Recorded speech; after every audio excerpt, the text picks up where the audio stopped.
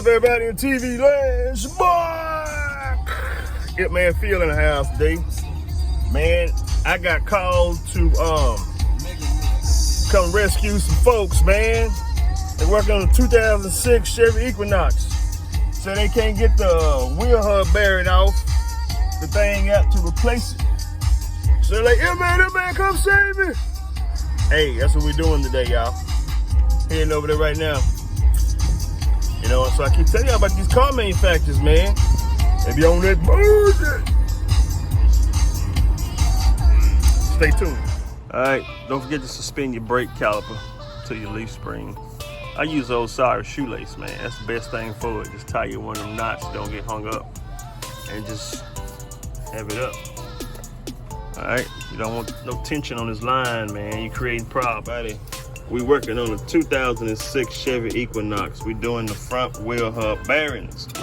Everybody knows that this is a nightmare. This thing will not separate. You can beat it, you can heat it, you can grease it, you can do everything on the planet, but it will not separate. So what I realized is, it's so simple, y'all. You're gonna appreciate it. On this rubber CV axle boot, you got this. Right? It's the band, the clamp that keeps the rubber to it, that keeps the grease in it, so it don't leak out and destroy some stuff. Well, anyways, you don't do this procedure the way you normally do it. The way they designed it, this right here will slide through the hole on this steering knuckle. Okay, so you can't pull it with a slide hammer, you can't do anything on the planet to get this to hold this so you can apply force to pull this. So scratch that. What you gotta do is you gotta cut these bands off. Cut these bands off of the CV axle boot on this side, and you probably gotta cut it off on this side too. Then you gotta snatch out the CV axle. The whole thing comes out, and it'll slide through this hole. Downside is you gotta buy a new CV axle, but you already gotta buy a new wheel hub. Either or. So if one of them go bad, you gotta replace both of them. That's just how it's designed, man. I mean, at the end of the day, it is what it is. Don't get mad at me, I didn't make this thing. Now, as you notice, once you cut that band off after all that beating and pulling, see how this just slide right out of there? See, normally this don't slide through that hole. This is bigger than the hole, but not in this situation, all right? Anyway, save yourself the headache, the nightmare, the muscle strain, and everything. Cut the bands, snatch it out, replace both of them at one time. Peace. Went over there to look at it, inspected it, checked it out, and I realized this is the definition of a real poop show. What happened is when they designed that thing, the CV axle come through that knuckle, you know? And since it come through that knuckle, it ain't nothing to support the pressure while you use a slide hammer like you would normally do to pull the wheel hub bearing straight off of there. That's how they do you, man. That's how they do you, man. These manufacturers be on that foolishness, man. So now I'm finna go tool up. Let me tell you what you're gonna need, man. You're gonna need your impact wrench or a long handle breaker bar. That's to break the CV axle bolt off, which everybody already know. And then you're gonna need your pair of dikes. My brother don't like that thing, but it's called dikes. You're gonna need something, or a big flathead screwdriver to cut that that band off of the CV axle so you can pull that sucker straight through. And then you're gonna need your CV axle puller and your slide hammer to pull the CV axle off of there without tearing up some stuff. Shaking your ass. 'Cause I can see you. You can't see me. Shake what your mama give you the left. Shake that shit to the right. Shake that shit what your mama give you up. Shake it.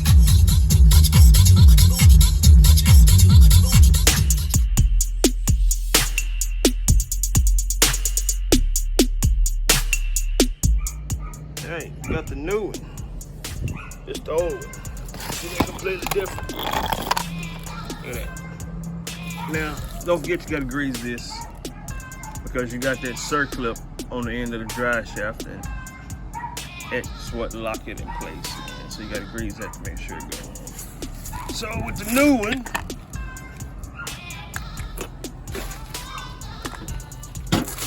gonna slide the entire piece through this hole like this.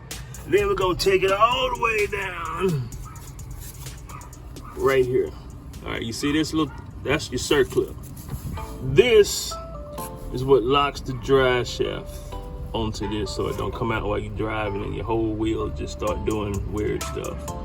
So normally you put grease on this to try to hold it in a position, but that's why I greased the inside of the CV, and it's kind of thick grease. I had this for probably I don't know how many years, man, because I don't use a lot of grease for parts when I put them on there, because I know what I'm doing. And if you watch the video and pay attention, guess what? You're gonna know what you're doing too. So, anyways, all you're doing is greasing this. It's gonna kind of hold it flush with the shaft to make it go on a lot better. And we're gonna slide this through here, just like that. The whole thing. The whole gummy thing. The way these smart asses at Chevy decided to just slide the whole thing out and everything and put it in. So anyways, the whole thing is gonna slide through there. Just everything out at once. All right.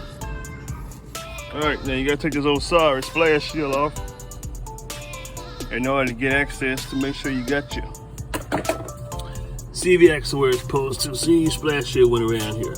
All right, y'all, when you're putting your CV axle back in, if you don't have a brass hammer, the best thing to use is those sorry piece of 4x4 you got laying around the house.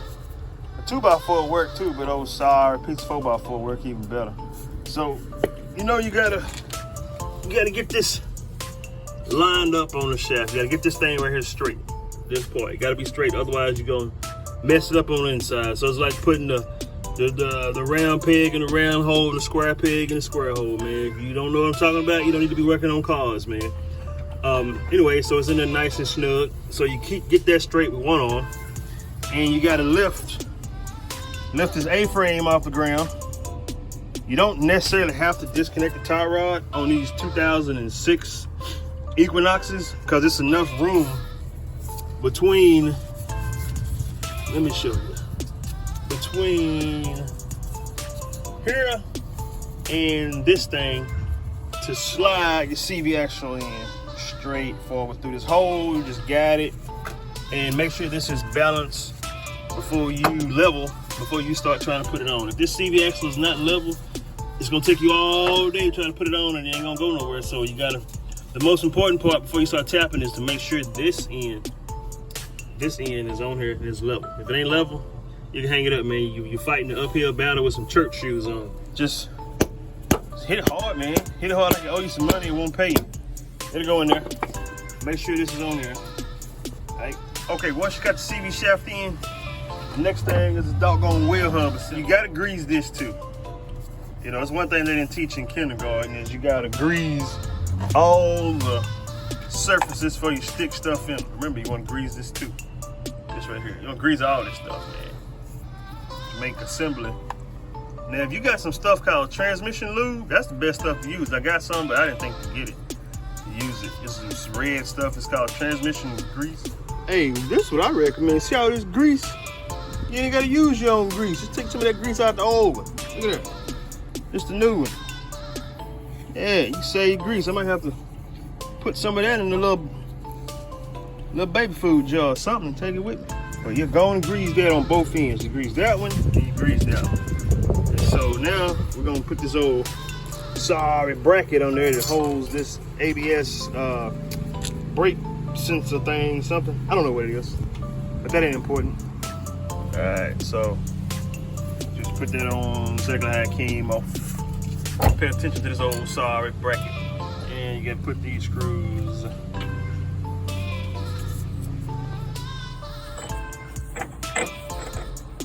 You're gonna use 1 1/4, okay? You gotta fit snug. If it don't fit snug, you got the wrong one, don't use it. You gotta get something else.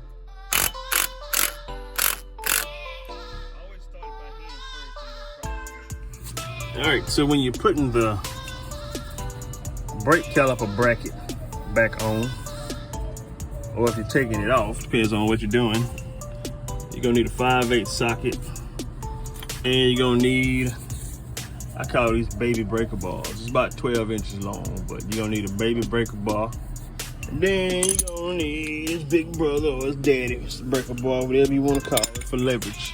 All right, so this thing gonna go on here one way. Make sure your pads are squeezed in their position. And then you start by putting that part down, then you just close it like that. Make sure these line up for your screws.